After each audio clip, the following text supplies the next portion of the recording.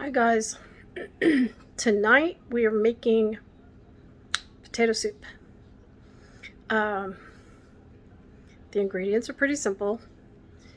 You can put anything in it that you want. Basically, the base is bacon, potatoes, and either heavy cream or milk and water and butter and salt and pepper. And then you can add anything else you want. So, Uncle Randy has said that I don't need to tell you I'll be back in a minute, but just to annoy him, I'll be back in a minute. These are our ingredients. Potatoes. Now you're going to use approximately 1 potato per serving. So if you want a soup that serves, say, 8, you better have a pretty big pot. And you would use 8 to 10 potatoes. Okay? So keep that in mind. Bacon. I always used a minimum of 1 pound of bacon every time I make it because I like it bacony.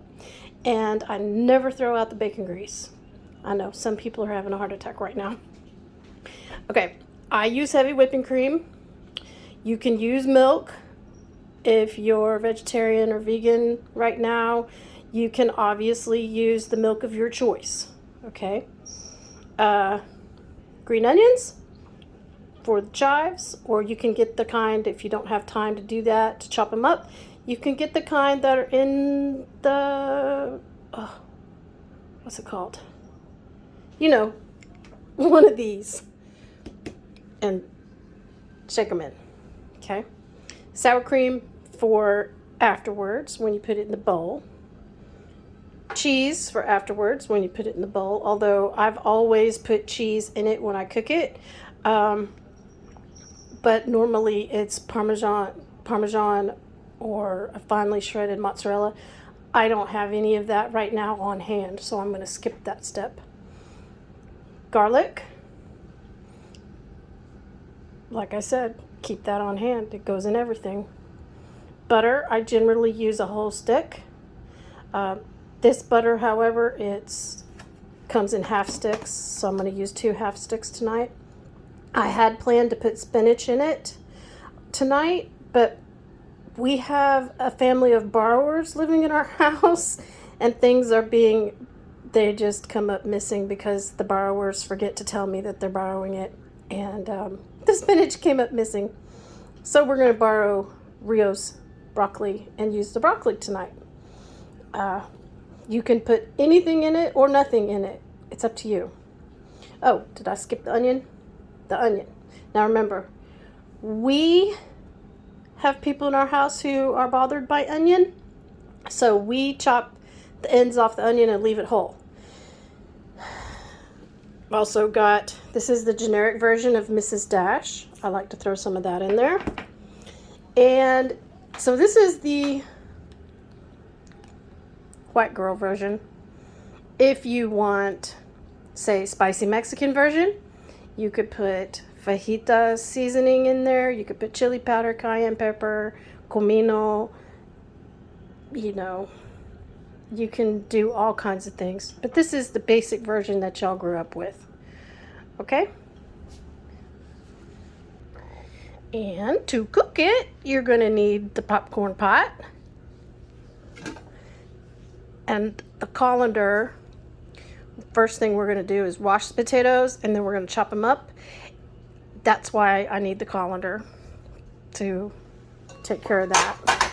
I'm obviously not going to cook them in the colander.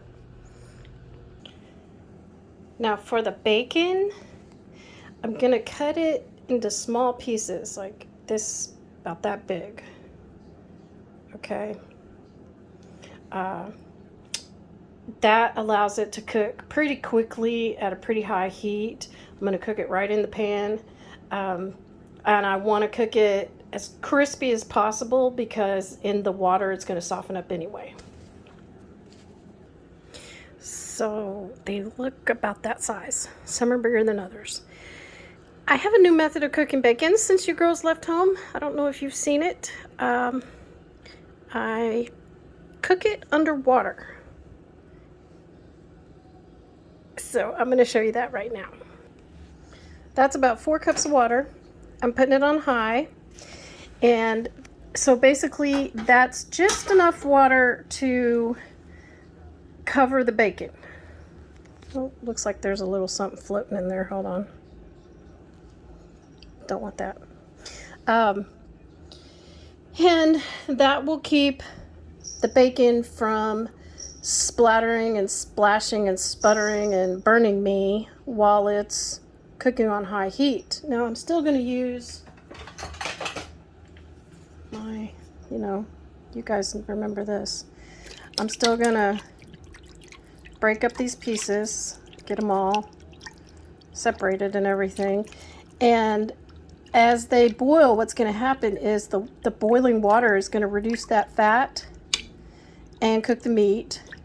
The boiling water, more than likely, when you're cooking in the cast iron skillet anyway, the boiling water boils off and you're left with the pure bacon grease and the crispy bacon.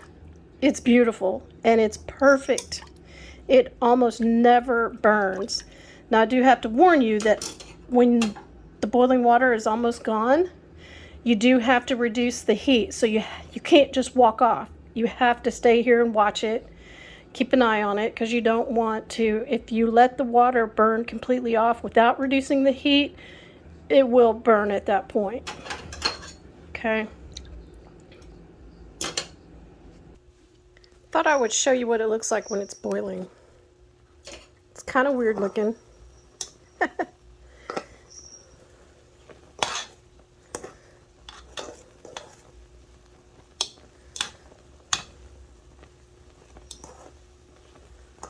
Just make sure you keep stirring it.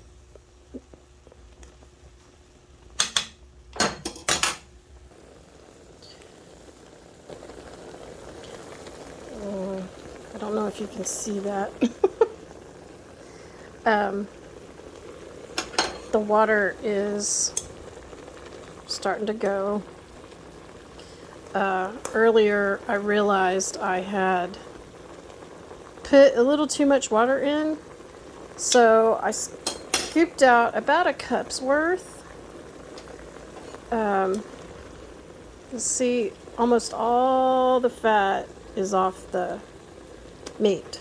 So now what I want is I want this water to finish evaporating under a controlled situation. So I'm going to start turning the heat down. I'm going to turn it from high to 8 so that it can continue to evaporate. But now it can cook the bacon properly the rest of the way without burning it. Okay. By the way, since we're making potato soup, I saved the water that I scooped out, and I'll just pour it back in when we start the soup process. Water's all gone. We are traditional frying now.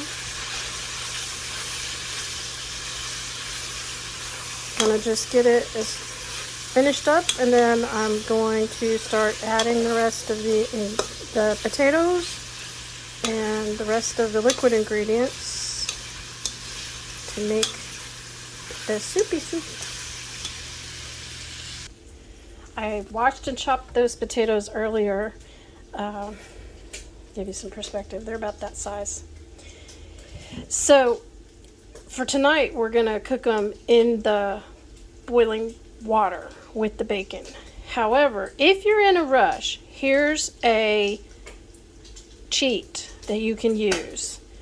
Put the whole potatoes in the microwave and bake them in the microwave part way. So you'll have to judge probably 10 minutes if you're cooking a whole bunch of potatoes at one time. But if you cook them part way in the microwave, then when you chop them and boil them, you won't have to boil them for nearly as long. The other thing to remember is the bigger the chunk, the longer it has to boil. So if you cut them tiny, like say half this size, they'll take much less time to boil.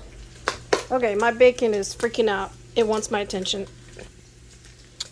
I don't know if you girls remember this or if this happens in your pans at home when you make bacon, but in our cast iron and in the popcorn pot, when we make bacon, a lot of the bacon crumbles, the bacon yummies, whatever you want to call them, get stuck on the bottom of the pan, and they generally get washed away. So when we make potato soup, I like to leave the bacon in there, leave the bacon grease in there, and throw the potatoes in and put the water on top and just cook them all together like that. And that bacon yumminess just stays in there and makes the potatoes so yummy. That's what you guys liked about the soup. All right, I'm gonna put the potatoes in now and get all of that loaded up, and then I'll show you what it looks like after I get all of that done. And then I have some chopping to do because I forgot to chop the chives. All right, for perspective, that's 9 potatoes, a pound of bacon, and 1 yellow onion. I haven't put any liquid in there yet, or butter, or anything else, but I mentioned 8 potatoes earlier, and so I thought I'd show you I did 9. The only reason I did 9 is because 3 of them, 3 of them were very tiny, very small. They were smaller than my 4 fingers put together, you know, like a potato. So anyway. Now the next thing I'm going to do is I'm going to add the butter. I'm going to add about 2 tablespoons of garlic. I'm going to chop up a few chives, probably 3. The ends of 3 of those green onions. I'm not going to do the onion end. I'm going to do the green end. That's the chive end. And I'm going to put in some Mrs. Dash. And for now, that's all I'm going to do. And then I'm going to cover everything with water and let it all boil to soften the potatoes. Okay. If I think of anything else, I'll come back. All right, I ended up adding a few more chives than I thought. And that's about 10 cups of water. I don't think that the number of cups of water matters as much as that you cover the potatoes. Leave yourself enough room to add your dairy product of choice after the potatoes are soft. Okay. I put in about probably a tablespoon or 2 of the Mrs. Dash. You know, it's to taste. Once this stuff gets cooked a little bit more, I will taste the broth, and then I'll decide what else I want. I can guarantee you I'll probably end up putting some salt in there, but not much. The bacon, that's why we use the bacon. You know, it's salty. In the past, when we didn't have bacon, I made it with chicken broth. You know, I used chicken bouillon. You can do that too. Or when I had chicken bones or turkey bones or whatever, I used those as the base and made a nice stock that way, and then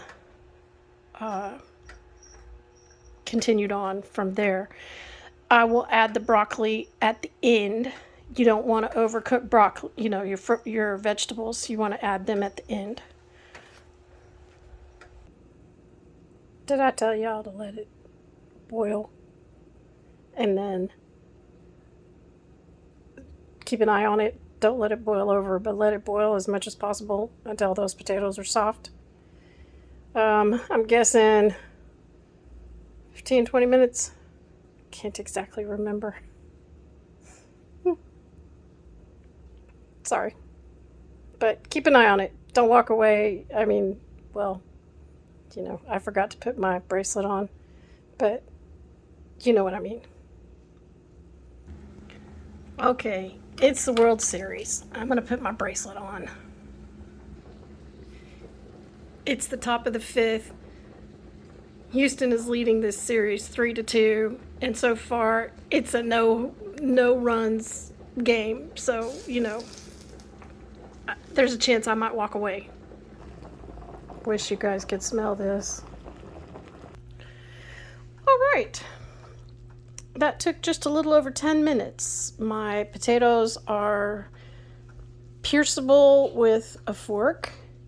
So now I am going to add my dairy to make my broth creamy.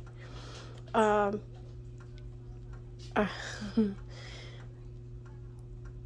was going to add whipping cream, but I thought of something else I want to show you guys, so I'm going to go get that. It's another alternative if you're in a situation where you don't want to add milk or cream or oat milk or goat milk or soy milk or any of the others. I want to show you this as an alternative. Here it is. So this is Media Crema table cream. It's marketed towards Hispanic families here in Texas. But Nestle, basically you can get canned cream anywhere, not just Nestle brand. They have canned cream, canned milk, powdered milk, boxed, vacuum sealed milk, all in just about every grocery store, at least here in the United States. I don't know about Germany. I'm assuming they do, because that stuff is shelf stable and it was designed to help people out during the wars, the big wars, They put them down in their bomb shelters and stuff.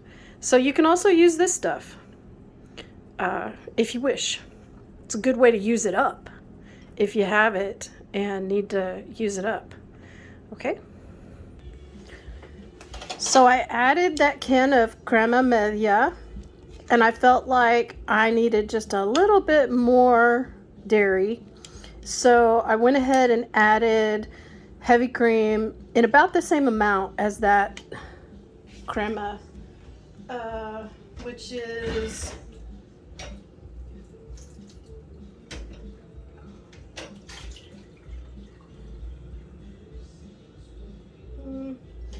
about half a cup.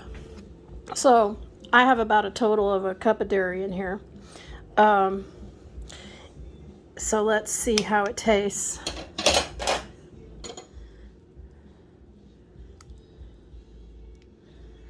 See if I can do this without burning myself.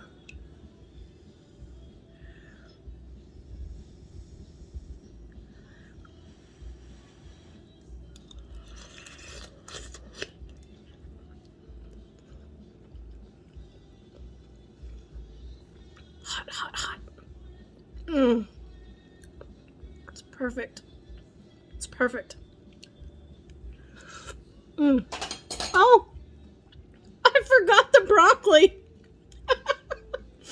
Well, we really don't need it. It's perfect without it. I think we'll leave it off. At this point, you would add the broccoli before you put the dairy in and cook the broccoli until it's done. And then you would add the dairy, but I forgot the broccoli because it's 9 o'clock at night. So anyway. All right. Well, that's potato soup. I hope you guys try it, and I hope that it turns out as good as you remember. If you want to put a vegetable in, don't forget it. I love you guys. I miss you all, and let me know how it turns out. Okay. Mwah! Bye.